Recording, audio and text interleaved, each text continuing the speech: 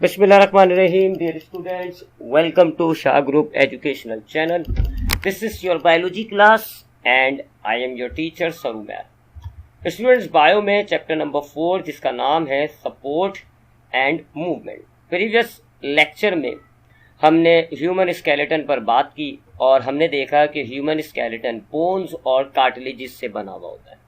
आज के लेक्चर में हम इन्हीं बोन्स इन्हीं कार्टिलेजेस के बारे में स्टडी करेंगे, साथ साथ जॉइंट्स को भी स्टडी करेंगे। तो सबसे पहले बात करते हैं बोन्स की, हड्डियां। बच्चों, हमने प्रीवियस लेक्चर में बात की कि हमारे बॉडी के अंदर एक सख्त स्ट्रक्चर पाया जाता है जो हमारी बॉडी को सपोर्ट प्रोवाइड करता है, हमारे डेलिकेट ऑर्गन्स की प्रोटेक्शन करता है, मूवमेंट में मदद करता है और उसको हम कहते हैं हमारा एंडोस्केलेटन। और फिर हमने ये भी देखा कि हमारा जो एंडोस्केलेटन है वो लिविंग है। क्यों हमने कहा उसको लिविंग? क्योंकि हमारा एंडोस्केलेटन बोन्स और कार्टिलेज से बना हुआ होता है और ये दोनों लिविंग टिश्यूज से बने हुए होते हैं।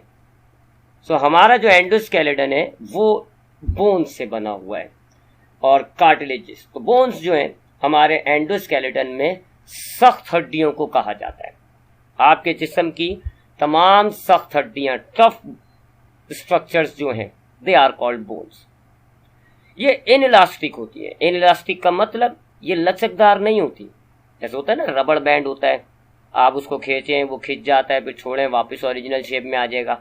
अगर अपने आप एयर जो होती है, आपका जो कान है, इसका जो एक्सटर्नल पिन्ना है, अगर आप इसको देखें तो ये इलास्टिक नेचर का है आपका पिन्ना। जब आप इसको मोड़ते हैं मुड़ जाता है, छोड़ते हैं तो वापस सीधा हो जाता है। लेकिन ये जो बोन्स होती हैं ये इनइलास्टिक होती हैं, इनमें ऐसी प्रॉपर्टी नहीं है, इनमें लचक नहीं है। आप इनको मोड़ेंगे मुड़ेगी नहीं, टूट जाएगी मुड़ेगी नहीं। सो हमारे एंडोस्केलेटन में जितनी भी सख्त स्ट्रक्चर हैं जो इनइलास्टिक होते हैं उनको कहते हैं हम बोन्स। और आपको बताया भी था कि आपका जो एंडोस्केलेटन है वो ऐसी 206 हड्डियों से मिलकर बना हुआ होता है। तो हमारा एंडोस्केलेटन में जितने भी टफ यानी कि सख्त और इनइलास्टिक यानी जिनमें लचक ना हो, ऐसे तमाम जो हमारे एंडोस्केलेटन में स्ट्रक्चर्स होंगे उनको हम कहते हैं बोन्स। एक बात, अब ये सख्त क्यों हो जाती है? Why they are tough? हालांकि ये लिविंग है, ये सेल से बनी हुई है, तो इनको तो नरम होना चाहिए। होता क्या है, ये आपके पास एक बोन का माइक्रोग्राफ है। अब इसमें ये जितने भी आपको ब्लैक डॉट्स नजर आ रहे हैं ना, दे आर सेल्स। ये सेल्स हैं जी, ये सेल्स हैं, ये सेल्स हैं, ये सेल्स हैं, ठीक है। ये बीच वाले हिस्से को छोड़ दें, ये सेल्स नहीं है। जितने भी बाकी आपको ब्लैक लाइंस नजर आ रही ना, दे आर बोन सेल्स। ये बोन्स के सेल्स हैं। इसके अलावा बाकी जितनी स्पेस है, यहाँ कैल्शियम और फॉस्फेट के आयन डिपॉजिट हो जाते हैं, जमा हो जाते हैं। ये बाकी स्पेस को मैट्रिक्स कहते हैं और मैट्रिक्स में कैल्शियम और फॉस्फेट जमा हो रहा है। अब कैल्शियम फॉस्फेट ये नॉन लिविंग थिंग्स हैं, आयन्स हैं ये, और इनके जमा होने से अब ये जो पूरा स्ट्रक्चर होगा ये हार्ड हो जाएगा, टफ हो जाएगा। That is why bones are hard. और ये जो कैल्शियम और फॉस्फेट डिपॉजिट हो रहा है ना, इस प्रोसेस को हम कहते हैं कैल्सिफिकेशन। सो कैल्सिफिकेशन हो गई है जी बोन्स के अंदर। That is why they are tough, they are inelastic, ठीक है। उसके बाद बोन्स आपके एंडोस्केलेटन को बनाती हैं, फिर जिसका मतलब हुआ बोन्स आपके बॉडी में सपोर्ट प्रोवाइड करती हैं, आपकी बॉडी के शेप को, आपके बॉडी के पार्ट्स के शेप को मेंटेन करती हैं, आपके बहुत सारे डेलिकेट ऑर्गन्स को प्रोटेक्ट करती हैं, मूवमेंट में मदद करती हैं, मिनरल्स की होम्योस्टेसिस करती हैं। अब ये जो कैल्शियम और फॉस्फेट जमा हुआ है ना सिर्फ ये आपकी हड्डियों को मजबूत कर रहा है, आपकी हड्डियों को सख्त कर रहा है, टफ कर रहा है, बल्कि इसका एक और काम है। अगर आपके जिस्म में इन्हीं मिनरल्स की कमी हो जाएगी तो अब आपके बोन्स में से ये कैल्शियम और फॉस्फेट जो जमा हुआ था, डिपॉजिट हुआ था, सेव हुआ था, ये निकल के ब्लड में शामिल हो जाएगा, जिससे आपके ब्लड में कैल्शियम और फॉस्फेट की कमी पूरी हो जाएगी। सो ये मिनरल्स होम्योस्टेसिस कहलाएगी। इसके अलावा आपके जो बोन्स होती हैं ये ब्लड सेल्स को भी बनाती हैं। दे आर ऑल्सो फॉर्म्ड, ये जो ब्लड सेल्स होते हैं ना, red blood corpuscles, white blood corpuscles, platelets, ये बोन्स में बनते हैं। बोन्स के अंदर मौजूद है बोन मैरो, वहां बनते हैं। सो ये इसका फंक्शन हो गया। सो हमारा जो एंडोस्केलेटन है वो 206 ऐसे स्ट्रक्चर से बने हुए हैं। पूरा हमारा एंडोस्केलेटन में 206 ऐसे स्ट्रक्चर हैं जो टफ हैं, सख्त हैं, इनइलास्टिक हैं, उनको कहते हैं हम बोन्स। उर्दू जबान में आप कह लें सख्त हड्डियां। इनमें सेल्स हैं, ये लिविंग जरूर हैं, लिविंग सेल्स से बने हुए, इनमें सेल्स मौजूद हैं, लेकिन इनके मैट्रिक्स में कैल्शियम और फॉस्फेट जमा हो जाता है, जिससे ये हार्ड हो गई। कैल्शियम फॉस्फेट का जमा होना कैल्सिफिकेशन कहलाता है। बोन्स की मदद से आपकी बॉडी में सपोर्ट आता है, शेप मेंटेन होता है, प्रोटेक्शन होती है, मूवमेंट में मदद मिलती है, मिनरल्स की होम्योस्टेसिस होती है और ब्लड के सेल्स की फॉर्मेशन होती है। अब बच्चों बात करते हैं बोन्स के स्ट्रक्चर की, बोन्स की बनावट कैसी होती है। तो अब इस डायग्राम को देखिएगा, ये हमारे पास एक बोन है। इस बोन की जो आउटर लेयर होती है इसको हम कहते हैं पेरियोस्टियम। ठीक है, ये भी सख्त है तो ये भी सेल से बनी हुई, लेकिन ये सख्त है, इसका मतलब है इसमें कैल्सिफिकेशन हुई भी होगी तभी ये सख्त है। ठीक है, तो outer layer of bone is called periosteum, hard होती है, कैल्सिफिकेशन हुई भी होती है। उसके बाद अगर इस आउटर लेयर के बाद अगर आप बोन्स को देखें अंदर से, तो आपकी बोन्स दो हिस्सों में डिवाइड हुई है। जो आपको आउटर रीजन नजर आ रहे हैं, ये सारा आपका जो आउटर रीजन है, यहाँ पर ये देखें, इस तरफ ये देखें, ये सारा जो आउटर रीजन है यहाँ पर सुराख नहीं है, ये ठोस है, यहाँ एक एक चीज भरी हुई है, कोई सुराख आपको नजर नहीं आएंगे। इस हिस्से को हम कहते हैं कॉम्पैक्ट बोन। कॉम्पैक्ट बोन कहलाएगी जी वो बोन का वो आउटर हिस्सा जहां आपको कोई पोर्स, कोई सुराख ना मिले। पेरियोस्टोम के फौरन बाद कॉम्पैक्ट बोन है। और उसके बाद अगर उसके अंदर जाएं आप, तो अब जो आपकी हड्डियों का ये सारा स्ट्रक्चर है, ये सारा, इसमें आपको छोटे छोटे सुराख नजर आ रहे हैं, ये कहलाती है स्पॉन्जी बोन या कैंसेलियस बोन। तो हमारी बोन में तीन स्ट्रक्चर हो जाते हैं। एक तो आउटर लेयर है जिसको हमने पेरियोस्टियम का नाम दिया, फिर आउटर लेयर पेरियोस्टियम के बाद आती है ठोस हड्डी, कोई सुराख नहीं है इसमें, ये कहलाती है कॉम्पैक्ट बोन। फिर उसके बाद हमारी हड्डी का वो हिस्सा आता है जहाँ छोटे छोटे पोर्स मौजूद होते हैं, उसको हम कहते हैं स्पॉन्जी बोन। उसके बाद यहाँ पर आपको बिल्कुल सेंटर में एक केनाल मिलेगी, ये मेडुलरी केनाल कहलाती है, ये वर्ड लिखा हुआ मेडुलरी केनाल।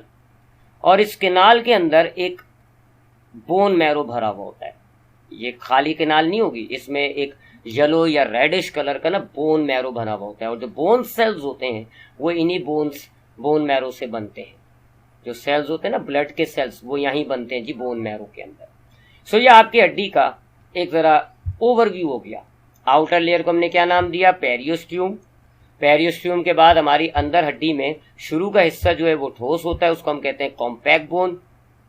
फिर उसके बाद हड्डी में आता है वो सुराख वाला हिस्सा जहाँ छोटे छोटे पोर्स आपको मिलेंगे, होल्स मिलेंगे, स्पॉन्जी बोन्स कहलाएंगे। बिल्कुल बीच में मेडुलरी केनाल है जिसमें बोन मैरो भरा हुआ है। अब अगर हम और ज्यादा डिटेल में देखें तो अब इस डायग्राम पे आ जाएं। इस डायग्राम पे आए तो ये जो हिस्सा है ये तो वही आ गई जी आपकी आउटर लेयर बोन की, यानी पेरियोस्टियम। ठीक है, ये जो हिस्सा है ये आ गया जी पेरियोस्टियम।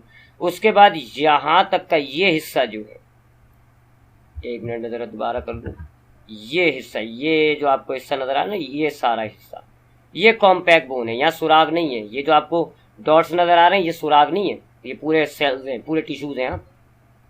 सो ये जो मैंने हाईलाइट किया है ये आपके पास आ गया कॉम्पैक्ट बोन। और ये जो बाकी सारा हिस्सा बच रहा है, ये सारा हिस्सा ये हो जाएगा जी कैंसेलियस या स्पॉन्जी बोन। इसमें आपको देखें सुराग नजर आ रहे हैं, पोर्स है ना इसमें, ये देखें पोर, ये रहा पोर, ये रहा पोर, ये रहा पोर, ये स्पॉन्जी बोन है। जबकि ये हिस्सा जो है ये वही आ गई मेडुलरी केनाल जहां पे बोन मैरो भरा हुआ है। ठीक है, तो ये आपको और ज्यादा डिटेल स्ट्रक्चर दिखा दिया। मैं हाइलाइटर को यूज करता हूं अब यहाँ पे जरा, ये देखें, ये जो मैंने हाईलाइट किया येलो कलर में, ये पेरियोस्टियम आ गई, ये सारी पेरियोस्टियम आ गई। अब हम कॉम्पैक्ट बोन को हाईलाइट करते हैं जहां पे कोई सुराग नहीं होते। तो ये सारा जो रेड कलर से मैंने हाईलाइट किया है ये कॉम्पैक्ट बोन का हिस्सा है, ये सारा कॉम्पैक्ट बोन है। और उसके बाद अब मैं ब्लू कलर से हाईलाइट कर लेता हूं, ये जो सारा हिस्सा है ये स्पॉन्जी बोन है, ये स्पॉन्जी बोन है। उसके बाद इसमें आप देखें पोर्स आपको नजर आ रहे हैं। और फिर ये हिस्सा जो है वो मेडुलरी केनाल है जिसके अंदर बोन मैरो भरा हुआ है। ठीक है जी, अब आते हैं एक और चीज पर, ऑस्टियोन्स पर। ऑस्टियोन्स क्या होते हैं पहले मैं जरा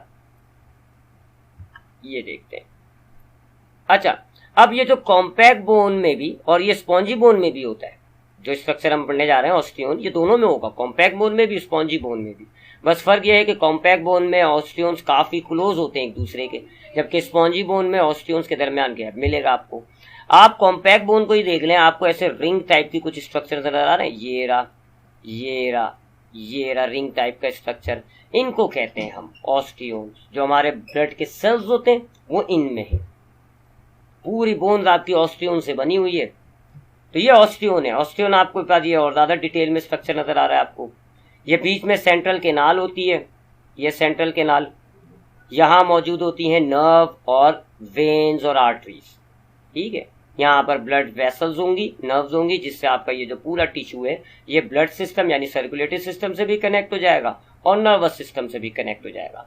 फिर अंदर की तरफ आपको ये जो सेल्स नजर आ रहे हैं, ये आपको जो नजर आ रहे हैं, ये हो गया, अंदर की तरफ भी आपको नजर आएंगे, ये बोन सेल्स है, ये एक्चुअल सेल्स है हमारी हड्डी के, इनको हम कहते हैं ऑस्टियोसाइट्स।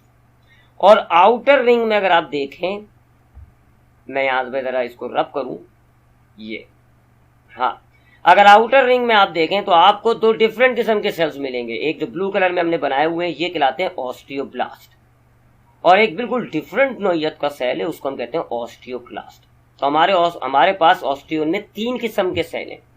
अंदर की तरफ बहुत ज्यादा मिकदार में है, वो है ऑस्टियोसाइट, और आउटर रिंग में आपको ऑस्टियोब्लास्ट मिल रहे हैं और एक अदद आपको 1 या 2 ऑस्टियोक्लास्ट होते हैं। तो ये 3 तरह के सेल्स हैं हमारे पास बोन्स के अंदर, ऑस्टियोसाइट, ऑस्टियोब्लास्ट, ऑस्टियोक्लास्ट। ये जो ऑस्टियोसाइट्स होते हैं ये एक्चुअल ब्लड सेल्स हैं। ये जो ऑस्टियोब्लास्ट हैं ये ऑस्टियोसाइट बनाते हैं। ऑस्टियोसाइट यानी कि ये वाले जो सेल्स हैं ना, इनको फॉर्म करते हैं। और ये जो ऑस्टियोक्लास्ट हैं, ये अगर कोई ऑस्टियोसाइट डेड हो जाता है, खराब हो जाता है, तो ये ऑस्टियोक्लास्ट उन्हें डिसॉल्व कर देते हैं। तो यूं कह लें कि ये बोन सेल्स हैं, ये बोन सेल्स को फॉर्म करते हैं, ये बोन सेल्स को डिस्ट्रॉय या डिसॉल्व करते हैं। इनसे बना हुआ है हमारा ऑस्टियोन। और ये जो जितनी भी आपको खाली स्पेस इन सेल्स के दरमियान नजर आ रही है ये लैमिले कहलाती है, और इसमें कैल्सिफिकेशन हुई हुई है, कैल्शियम फॉस्फेट डिपॉजिट हुआ हुआ है, तो ये पूरा स्ट्रक्चर हार्ड हो जाएगा। So that is the structure of bone. आपने देखा बोन्स क्यों हार्ड है, क्यों लिविंग कहला रही है। 3 किस्म के हमने देखा हमारे पास बोन्स में सेल्स मौजूद हैं, एक ऑस्टियोसाइट, एक ऑस्टियोब्लास्ट और एक ऑस्टियोक्लास्ट। अब आते हैं कार्टिलेजिस की तरफ। हमारे पास एंडोस्केलेटन जो है ज्यादातर वो 206 हड्डियों से बना हुआ है। पूरा एंडोस्केलेटन हड्डियों से बना हुआ है। तादाद भी मैंने आपको बताई 206। लेकिन जगह जगह आपके इस एंडोस्केलेटन में जगह जगह कुछ ऐसी बोन्स भी पाई जाती है, कुछ ऐसे स्ट्रक्चर्स भी होते हैं, कुछ ऐसे स्ट्रक्चर भी होते हैं जो बोन्स की तरह हार्ड नहीं है बल्कि सॉफ्ट है।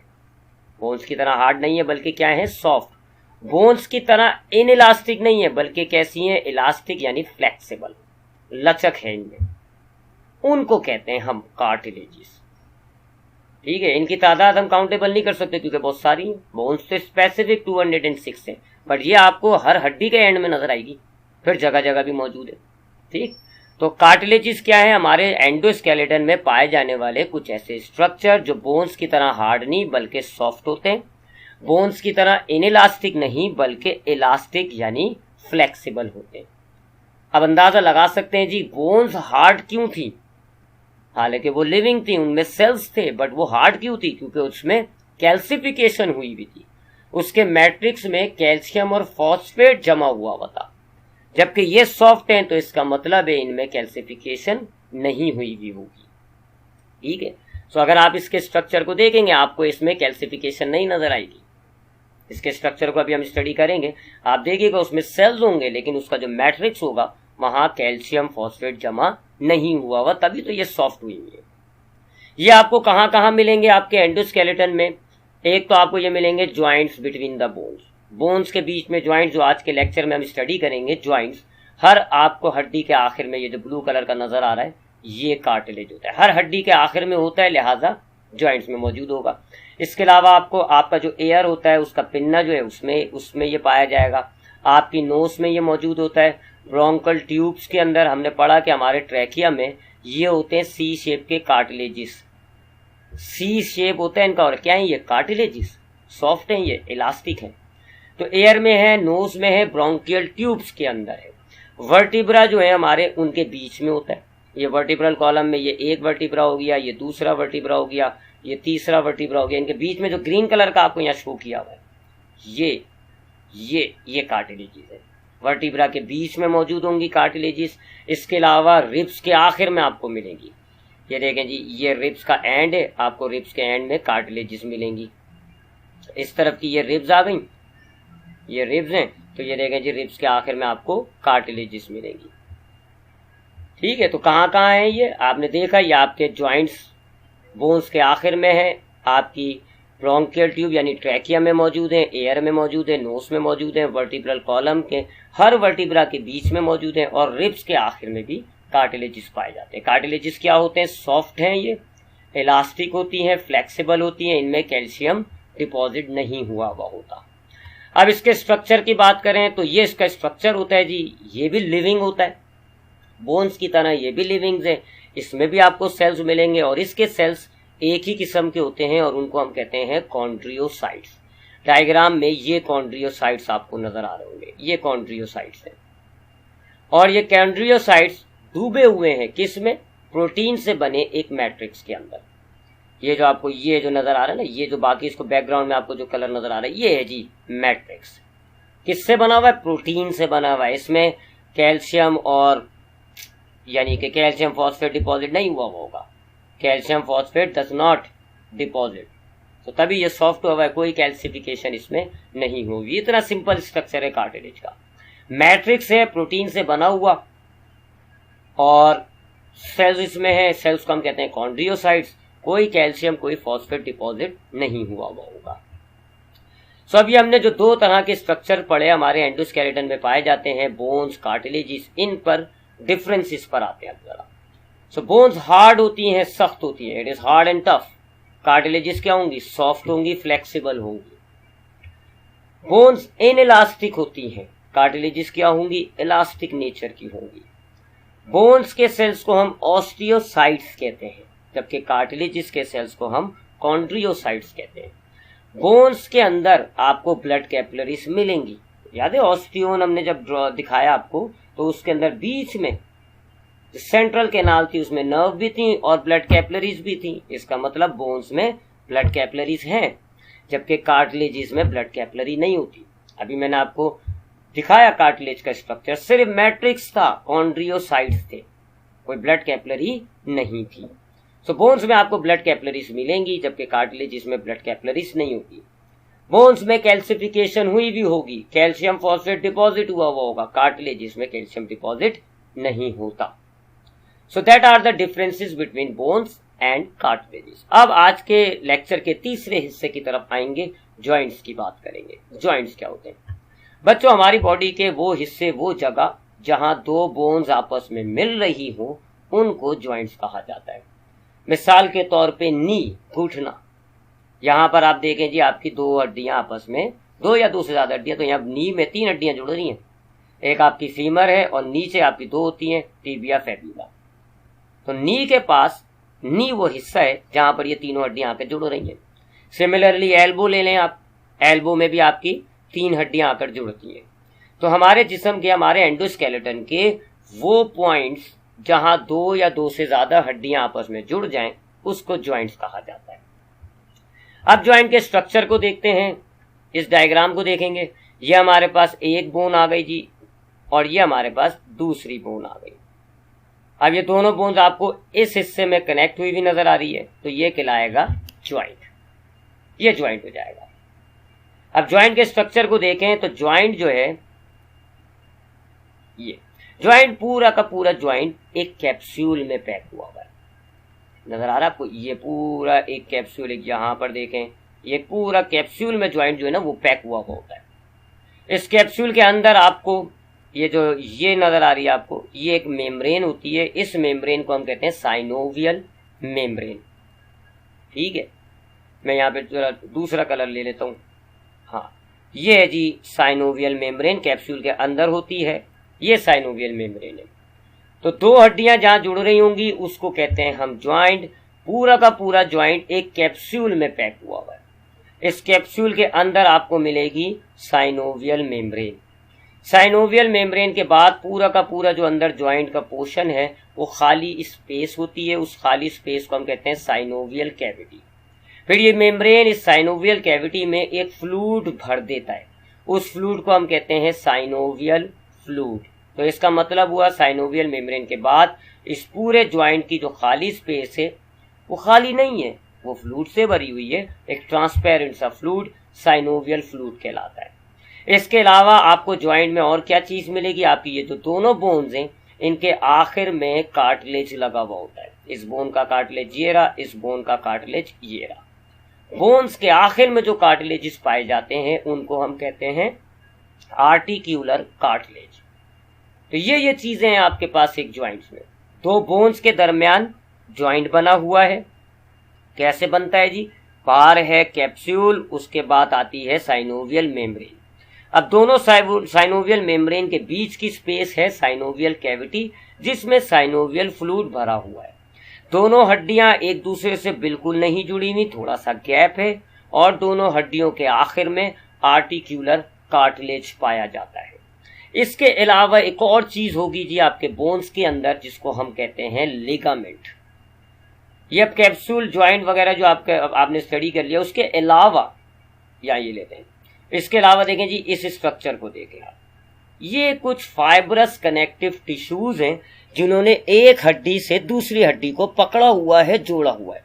वही ज्वाइंट की जो दोनों हड्डियां हैं, आपने देखा ना अंदर से वो कैसे बना हुआ है, साइनोवियल फ्लूइड है, साइनोवियल कैविटी के अंदर साइनोवियल मेम्ब्रेन है, फिर बाहर कैप्सूल है।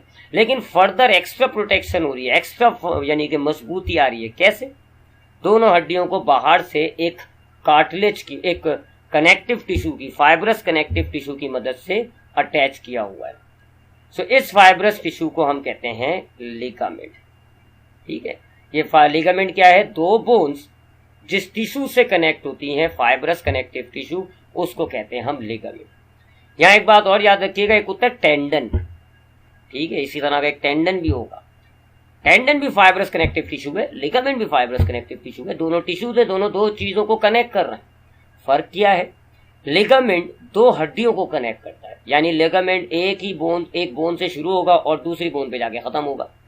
जबकि टेंडन जो है वो बोन को मसल से कनेक्ट करता है, यानी एक तरफ तो आपके बोन होगी, ये बोन है, फिर ये टेंडन है। अब टेंडन के दूसरे हिस्से पर क्या चीज होगी, मसल्स, यानी बोन को मसल से कनेक्ट करने वाला टिश्यू टेंडन कहलाता है, और बोन को बोन से कनेक्ट करने वाला टिश्यू लिगामेंट कहलाता है। लिगामेंट ज्वाइंट्स में पाए जाते हैं। सो ये हो गया स्ट्रक्चर ऑफ अ ज्वाइंट। अब बात करते हैं ज्वाइंट्स की टाइप की। हमारे जिस्म में कई तरह के ज्वाइंट्स हैं। सो हमने हमारी बॉडी के जो ज्वाइंट्स होते हैं उनको हमने दो कैटेगरी में पहले तो डिवाइड किया, इमूवेबल, मूवेबल। इमूवेबल ज्वाइंट्स कहते हैं ऐसे ज्वाइंट्स को, इमूवेबल का मतलब हरकत नहीं कर सकते।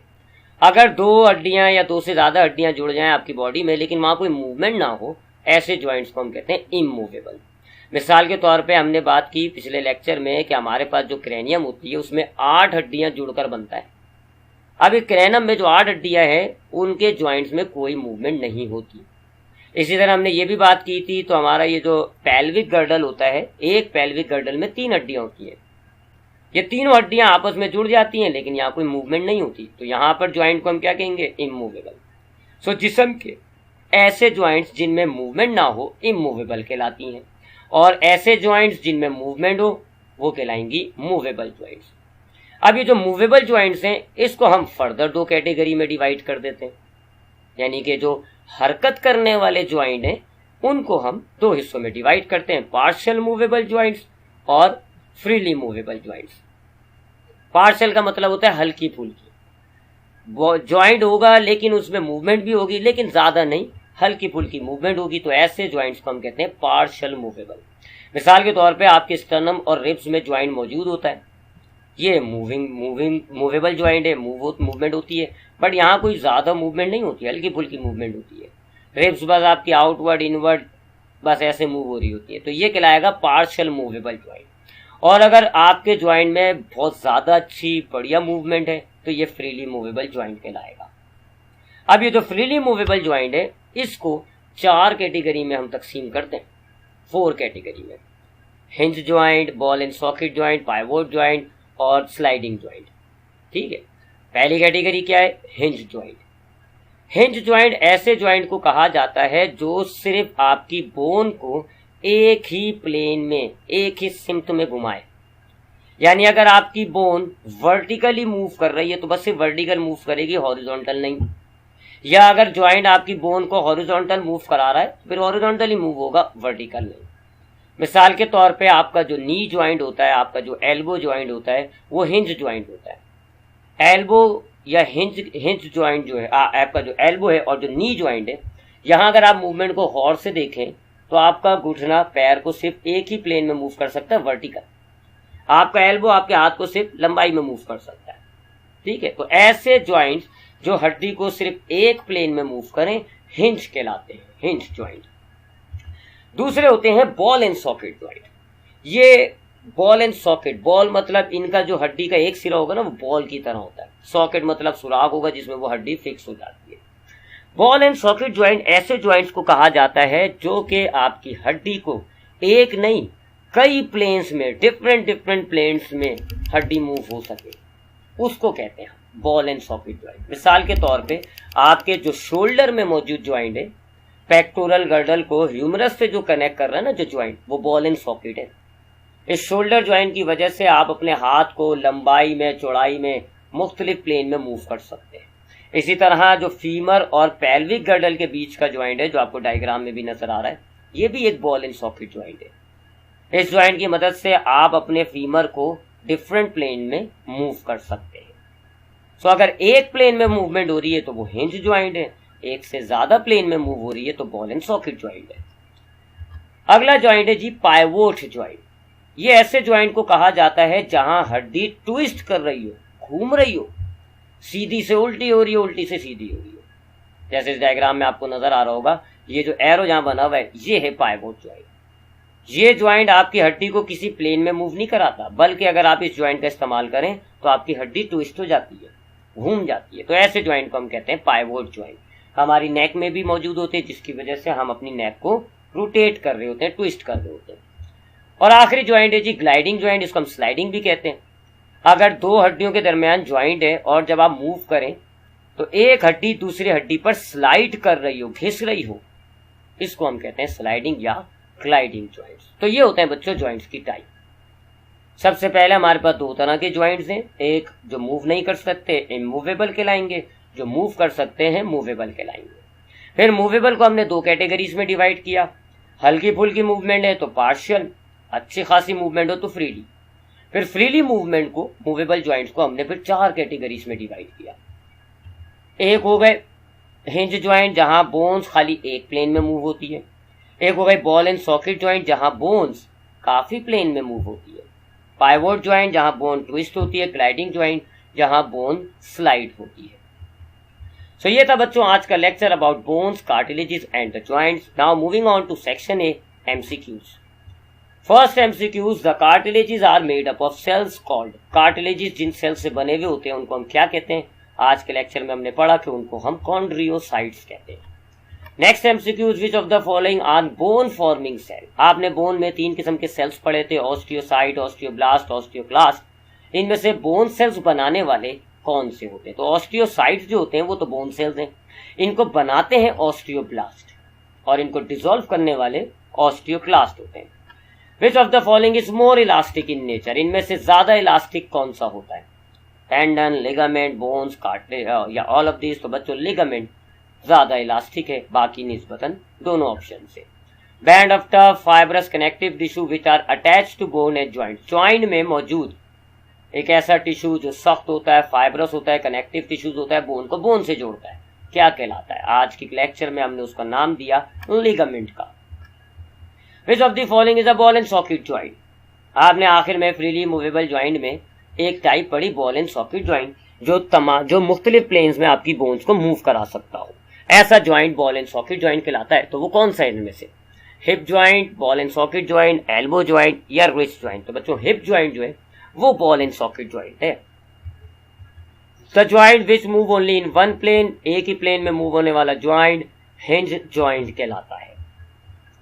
दे are bone forming cells, bone बनाने वाले सेल्स इनमें से ऑस्टियोब्लास्ट हैं जी। उसके बाद they are mature bone cells. Mature bone cells कौन से होंगे? ऑस्टियोब्लास्ट बोन सेल्स बनाते हैं, ऑस्टियोक्लास्ट बोन सेल्स खत्म करते हैं। ऑस्टियोसाइट्स मैच्योर बोन सेल्स को कहा जाता है। बोन डिसॉल्विंग सेल यानी बोन सेल्स, अगर कोई आपका ऑस्टियोसाइट खत्म हो जाता है उसको डिसॉल्व करने वाले सेल्स कौन से होते हैं? ऑस्टियोक्लास्ट। अब आते हैं आज के लेक्चर के सेक्शन बी यानी शॉर्ट क्वेश्चंस की तरफ। पहला शॉर्ट क्वेश्चन है, name the longest and shortest bone of human skeleton. इंसान के जिस्म का, इंसान के स्केलेटन का जो सबसे बड़ी और सबसे छोटी हड्डी है उसका नाम आपको बताना है।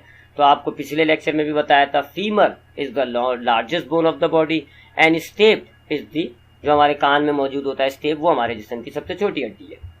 Question number 2, define bones and cartilages. आपको बोन्स और कार्टिलेजेस को डिफाइन करना है। तो सबसे पहले आपने ये बोन्स को डिफाइन किया हुआ है। Bones are tough in elastic in nature, constitute the majority of the axial and appendicular skeleton. ज्यादातर आपका एक्सियल अपेंडिकुलर स्केलेटन इन्हीं से बना हुआ है।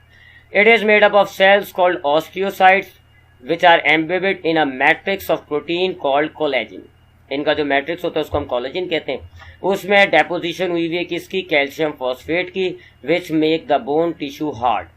आउटर रीजन जो होता है हमारी लंबी हड्डियों का हार्ड होता है, उसको हम कहते हैं कॉम्पैक्ट बोन, जबकि इनर रीजन जो होता है वो पोरस होता है, सुराखदार होता है, स्पॉन्जी बोन कहलाता है। स्पॉन्जी बोन्स में आपको ब्लड कैपिलरीज, नर्व वगैरह मिलती हैं। कैविटी होती है स्पॉन्जी बोन के अंदर, उसके अंदर हमारे, उसको हमने मेडुलरी कैनाल कहा था, उसमें बोन मैरो होता है जहां बोन सेल्स बनते हैं। बोन्स का फंक्शन आपने बताया, support, shape, protection, movement, minerals, homeostasis और ब्लड सेल फॉर्मेशन। ये सारी बातें बच्चों आज के लेक्चर में हमने काफी डिटेल में स्टडी करी है। कार्टिलेजिस पर आए, हमने कार्टिलेजिस के बारे में बताया कि cartilages are soft, flexible, elastic in nature. It is made up of cells called chondrocytes which are embedded in a matrix of protein called collagen and polysaccharides. Deposition of calcium and phosphate does not take place. कहाँ कहाँ मिलेगा आपको? joints between the bones and of ribs, between vertebra of the spine, ear and nose, bronchial tubes, skeleton of cartilaginous species, embryonic endoskeleton of all vertebrates. Question number 3 पर आते हैं, right the differences between bones and cartilages. तो बच्चों ये भी हमने आज के लेक्चर में स्टडी की है, बोन्स और कार्टिलेजेस में क्या डिफरेंसेस है। सो यहाँ से नोट डाउन कर लिएगा, ये तकरीबन 7 डिफरेंसेस आपके सामने मेंशन हुए हैं, इजी डिफरेंसेस हैं, इन सबको हमने स्टडी किया आज के लेक्चर में। क्वेश्चन नंबर 4 पे आते हैं, locate the cartilages in different organs. आपको बॉडी के मुख्तलिफ ऑर्गन्स में मौजूद कार्टिलेजेस बताना है कहाँ कहाँ है।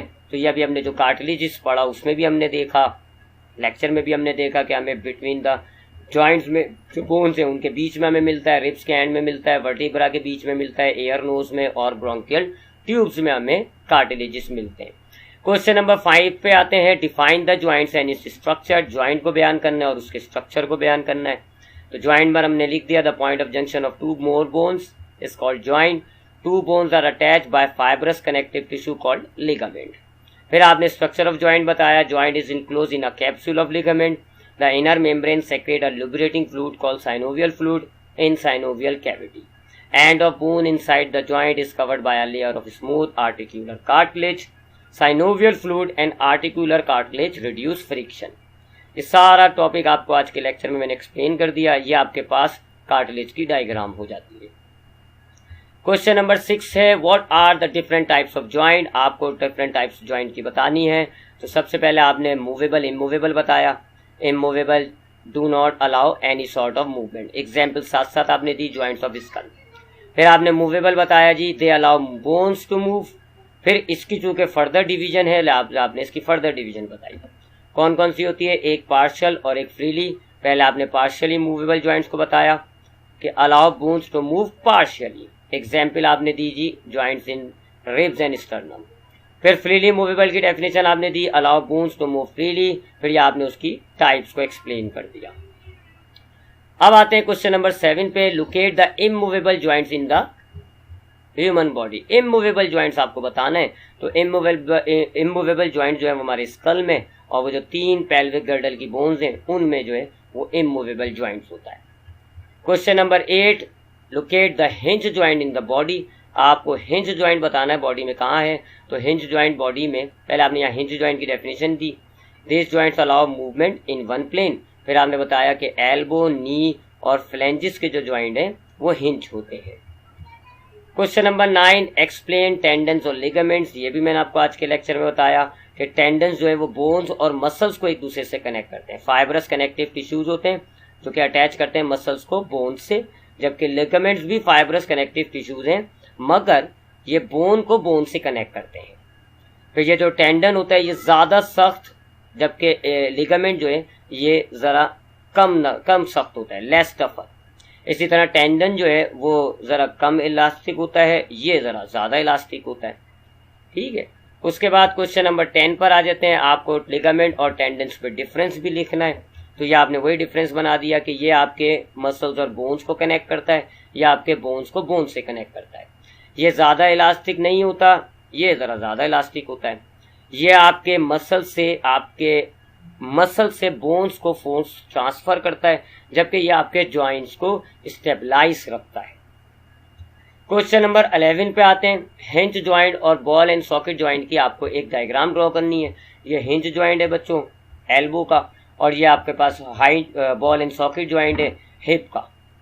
तो ये दोनों डायग्राम्स आपकी बुक में मौजूद हैं, इन डायग्राम्स की प्रैक्टिस कर लीजिएगा। इजी डायग्राम्स हैं, लेबलिंग के साथ आपको ये दोनों डायग्राम्स ड्रॉ करनी है।